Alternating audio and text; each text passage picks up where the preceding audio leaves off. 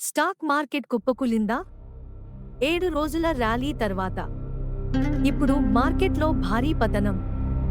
Sensex, Nifty 50 పడిపోయాయి. కారణం ఏమిటి? వివరాల్లోకి వెళ్దాం.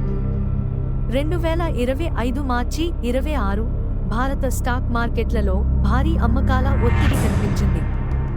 ముఖ్యమైన నంబర్లు: ఎన్ఎస్ఈ నిఫ్టీ 50 0.77% తగ్గి 23,486.85.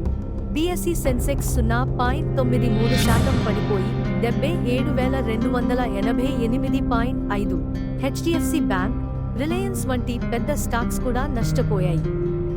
కారణాలు ఏంటంటే ప్రాఫిట్ బుకింగ్. 7 రోజుల లాభాల తర్వాత ఇన్వెస్టర్లు అమ్మకానికి వెళ్లారు.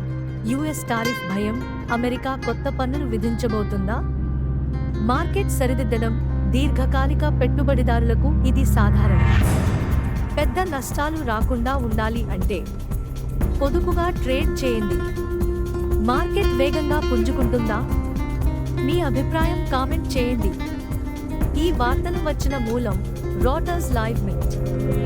ఈ సమాచారం కేవలం విద్యార్థుల అవగాహన కోసం మాత్రమే. ఇది పెట్టుబడి సలహా కాదు. మీరు ఈ మార్కెట్ పతనం గురించి ఏమనుకుంటున్నారు? కామెంట్ చేయండి. ఇలాంటివి మరిన్ని తెలుసుకోవాలంటే లైక్, షేర్ చేయండి.